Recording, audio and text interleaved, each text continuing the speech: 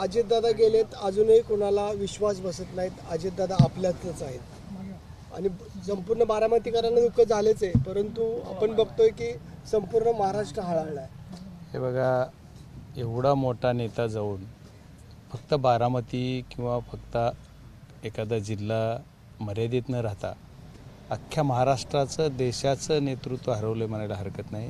खूप एवढं चांगलं काम करणारा नेता, तळागाळातल्या प्रत्येक प्रश्नाची जाणकार असणारा आणि त्याची उकल करून प्रश्न सोडविणारा नेता तुमच्या आमच्यातून गेला ह्याचं कुणालाही आणखी खरं वाटत नाही.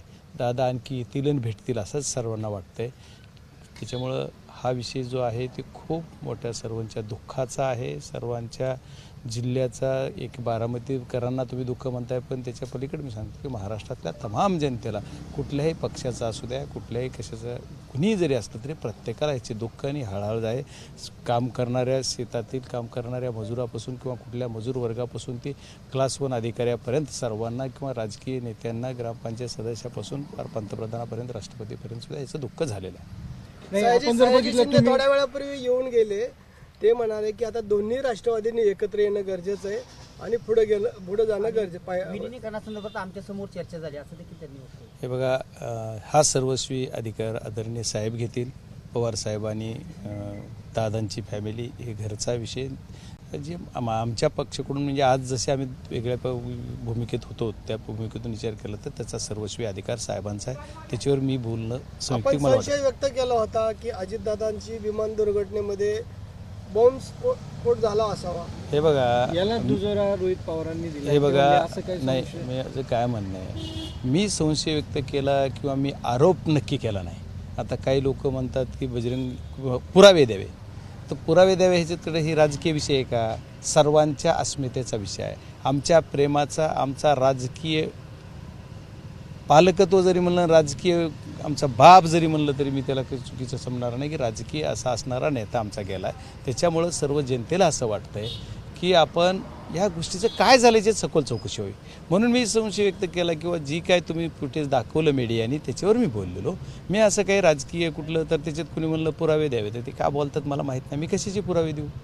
मी म्हणलो का की असं कुणी घातपात केला? नाही बोललो. मी काय बोललो की मला वाटतं याचं चौकशी व्हावी. आणि जर एक एवढा नेता गेल्याच्या नंतर आम्हाला हा म्हणायचा सुद्धा अधिकार नाही आहे का की आम्ही आमच्या नेत्याच्या झालेल्या घटनेचा चौकशी व्हावी? आणि ह्या अनुषंगानं मी चौकशीची मागणी केली आणि आजही करतो. आणि मुख्यमंत्री महोदयांना पण भेटणार, गृहमंत्री महोदयांना सुद्धा भेटणार आणि त्यांना सुद्धा मी खासदार म्हणून, आमच्या जिल्ह्याचे पालकमंत्री दादा होते, माझे नेते होते, मला घडवण्यात त्याच्यात सुद्धा त्यांचा खूप मोलाचा वाटा आहे. त्याच्यामुळे त्यांच्याविषयी आम्हाला खूप मोठा आदर आहे. आणि त्यांचा जे असा दुर्दैवीरित्या मृत्यू झाला आणि शेवट असा झाला त्याच्यात की त्याची चौकशी व्हावी असं एक माझ्यासारख्या सर्वसाधारण कार्यकर्त्याला वाटतं. आणि ते महाराष्ट्रातल्या वाटतं, बारामतीकरांना वाटत नाही का? जे म्हणतात त्यांना नको वाटते त्यांची चौकशी. अनेक जण शंका व्यक्त करताना दिसत आहे. नाही, मी हो का, प्रत्येकाच्या मनाला वाटतंय ना की शंका, म्हणजे कुणी आरोप नाही करत, शंका व्यक्त करतंय. तर शंका प्रत्येकाच्या शंका व्यक्त करण्याचं ज्याचे त्याच्या राईट्स आहेत ना. ज्याला वाटत असेल त्यांची तसा घटनाक्रमच आहे. बघा, दादांना त्यांच्या जीवनात आपण जेवढं मी बघितलं तेवढे एकही PA सोबत नसावा.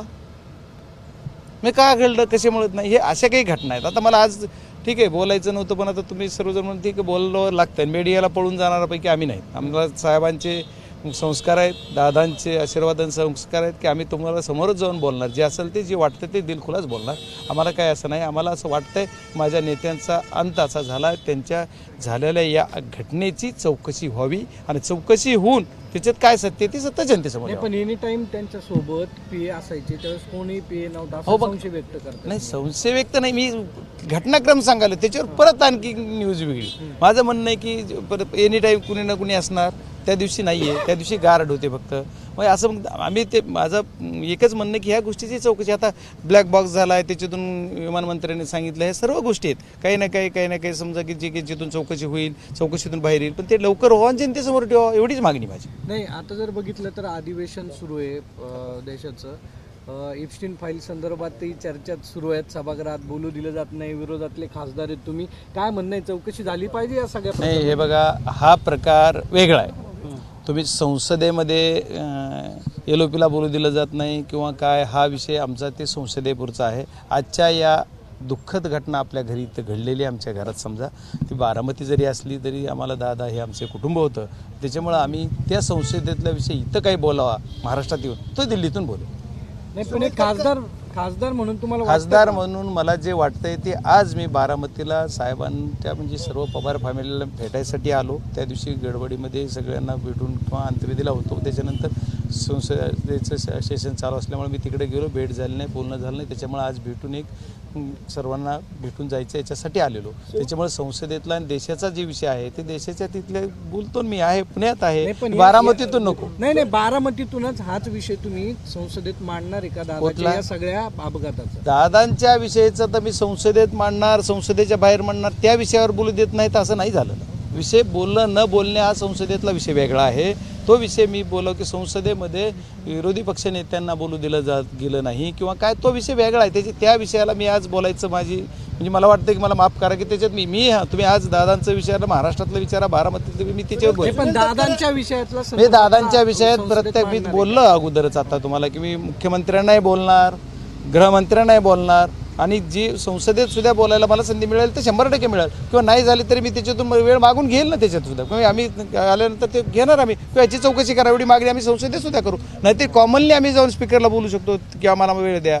नाही झालं तर गृहमंत्र्यांना बोलू शकतो, त्याच्यात काय प्रॉब्लेम नाही. गृहमंत्री सुद्धा आम्हाला भेटतात, वेळ देतात. आणि माझ्या बीड जिल्ह्यातल्या काही तपास यंत्रणेमध्ये गृहमंत्र्यांनी सहकार्य केलं, मुख्यमंत्री सहकार्य केलं, म्हणूनच बीड जिल्ह्यामध्ये आमची तपास बरी यंत्रणा आली. अमोल मिटकरींचं म्हणणं आहे की या सगळ्या प्रकरणाची चौकशी तर झालीच पाहिजे आणि अनेक संशय जे आहेत त्यांनी व्यक्त केलेत.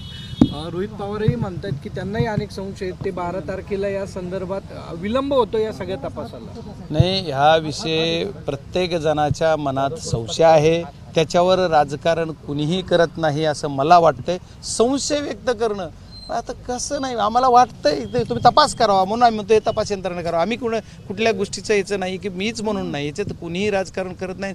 आणि जिथं की तुमचा राजकीय बापच गेला म्हणतात त्याच्यावर कसं आम्ही राजकारण करू, ते राजकारण करणाऱ्यापैकी आम्ही कुणीच नाहीत.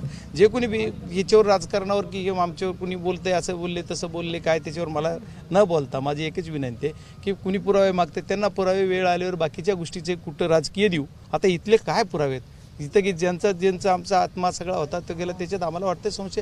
आणि 100% मुख्यमंत्री महोदयांनी याच्यावर आश्वासन पण दिलं की मी चौकशी करू. आणि मला वाटतं त्यांनी CIDकडे तपाससुद्धा दिलेला आहे, म्हणजे ते पर्याय केंद्रीय यंत्रणेकडेच येतोय. आम्ही त्याच्यात अमित शहा साहेबांना पण भेटू आणि लवकरात लवकर याच्यात तपास करायला लावू व्यवस्थित. पण वाटतं का तुम्हाला निपक्षपाती 100% होईल मला वाटतं, काय अडचण. आपण म्हणाला की विलीनीकरण संदर्भात शरद पवार निर्णय घेतील, परंतु आपण बघितलंय की साहेबांच्या स्टेटमेंट नंतर सुनील तटकरे असतील, प्रफुल्ल पटेल असतील किंवा छगन भुजबळ असतील यांनी टर्न घेतलेला आहे. त्यांनी म्हणलंय की याबद्दल कसली चर्चाच झालेली नाही. नसेल झालेली त्यांच्यासोबत एखाद्या वेळेस दादा त्यांना सगळे प्रत्येक गोष्ट सांगत असतील, असं नसतील सांगत. आता त्याच्यावर मी कसं रिॲक्ट होणार आहे किंवा ते काय बोलले त्याच्यावर मी काहीतरी बोलावं, त्यांनी काय बोलावं त्यांचा अधिकार आहे. मी काय बोलावं हे माझा अधिकार आहे. माझं एकच आहे की विलिनीकरण हा विषय साहेबांच्या अखत्यारीत आहे, याच्यावर साहेब बोलतील किंवा जी बाकीचे सगळे. कारण मी म्हणत नाही की त्याला मी त्याच्यावर साहेब बोलू शकतात, त्याच्यात मी कसं काय उत्तर देऊ शकतो त्या विषयात. त्याच्यामुळे साहेबच त्याच्यात बोलतील.